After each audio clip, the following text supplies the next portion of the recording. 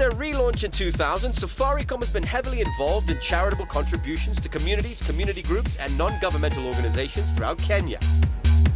The money which we've raised over the past 13 years has made not such a difference to lives, but have managed to save a lot of lives, managed to educate a lot of children, managed to keep a lot of women safe. And what's important is that, if the community understands that this conservancy actually can provide them with some economic empowerment and some independence, then they will start to protect the conservancy and protect the wildlife. Communities live around this area and we have a lot of wildlife. So conflict issues were very pronounced, and the relationship between conservationists and communities was very, very low. But since the inception of this marathon, we've seen a turnaround, a significant turnaround, because we're talking about livelihood development.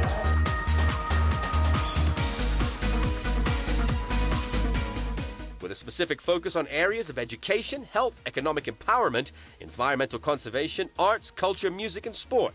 And here in northern Kenya, home to Africa's second highest peak, and an area with one of the country's most diverse populations of wildlife, the Safaricom Foundation has been heavily involved in the conservation and community building process for the past 13 years, giving assistance to a number of organizations, schools, and wildlife conservation efforts. I think so far we've upgraded and renovated or constructed something like 8 to 10 different schools in the area. In those schools where we have been able to upgrade the facilities, build new classrooms, kitchens, dining rooms, libraries, science laboratories, we've seen very quickly the number of pupils attending the schools have increased dramatically. For the time I've been here, we have constructed almost 4 classes. We have been receiving books.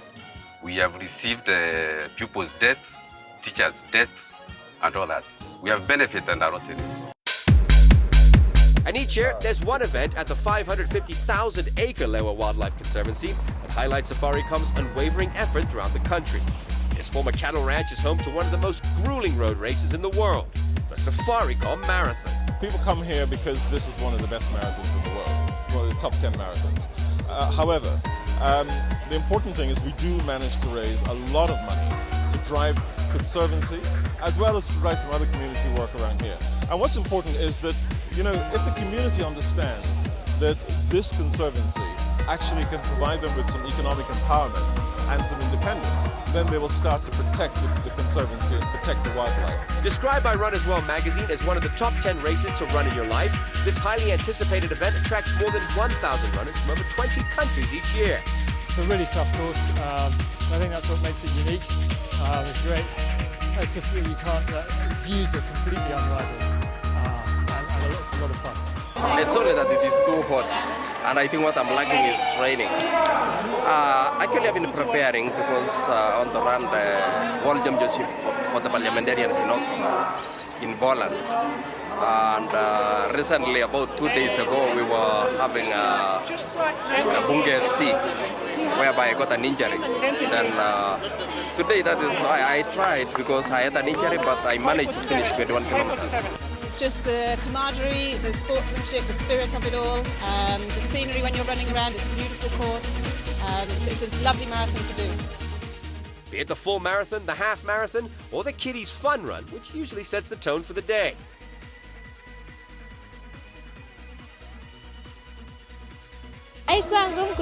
It was not difficult running because we had practiced more than enough. It was very easy. I did not even get tired. I was impressed by athletes like Catherine Dereba, Pamela Jelimo, and Henry Wanyoike. There's a fun side of the marathon too, like this battalion, backpacks loaded, rifles in hand, braving the 33-degree heat. It's easy to see how they became a crowd favorite. Or this 8-time runner, the oldest of the lot, who has been doing this since 2000. Perhaps he's figured out the formula for longevity. My age is 82 years of age. I do run a marathon simply because I don't want to become old. If someone, my age, they do bask themselves in a shade, so they grow very quickly because they are not doing anything. They don't even work to their gardens or anything like that. So me myself, there's something of whereby I'm going to tell you or I use. I do use Kenya's soup. A regular here at the Safaricom Marathon, Henry Wanyoike, one of the world's most accomplished runners and no stranger to overcoming tough obstacles. The Paralympic champion has taken part in marathon events all over the world, but there is certainly something special about running wild each year here at the Safaricom Marathon. I feel excited after completing this Lewa Marathon, and I feel good because it's quite challenging marathon in the world. And if you can make it like in this the Safaricom Marathon, you feel you can do anything in this world. And of course, for those who don their running shoes and shorts in place of their shirt and ties, well, we love to see the corporates getting involved as well. I think it was fantastic. I've never done anything like this. I mean, the run, the hills, the valleys, it's fantastic. Lewa, I think I would describe it as a gem. It's a gem in the wild. And that's what I discovered today, a real gem in the wild. I'm very impressed about how they've invested the money. I'm very impressed with the testimonies that I saw about the community and how they actually from their hearts describe how they were before the human-wildlife conflict and how they are today. And I think it's a great example. This is something that can travel in to many parts of Kenya.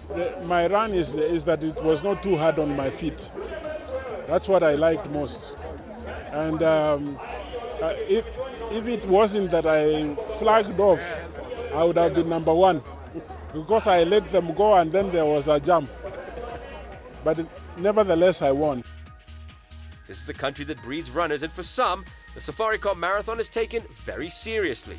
This year it was debutantes Philemon Baru and Gladys Kebrubo who emerged winners of the 13th edition of the Safaricom Marathon. James Murithi from Meru won the men's half marathon race after weathering the chilly morning to cross the tape in 1 hour and 3 minutes. I feel good and I hope to win even the bigger marathon which I'm preparing. And yes, it was about the fun and about placing in the full marathon for some, but the underlying theme is about giving back. Towards the end of 2012, Safaricom managed to raise close to 50 million shillings. That's more than 281 million in just 13 years. The funds raised will assist in a wide range of projects benefiting sustainable development, education, healthcare, and wildlife. An overall aim to balance the needs of rural communities with the objective of preserving Kenya's unique natural heritage for future generations. An area as diverse as Kenya itself, with not just its people, but the wildlife, is what makes it so special. Forget about this being such a fantastic marathon. You look around the people here, forget about that. This is about touching lives and saving lives. So this goes beyond one of the best marathons in the world.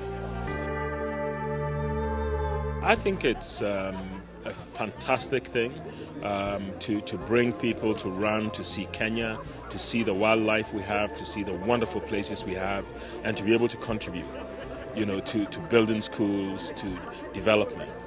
And I think everybody in this country and all over the world should come to Lewa. In my book, it's one of the things to do before you die. So this year, make sure you join us to run wild for the wild at the Safaricom Marathon 2013.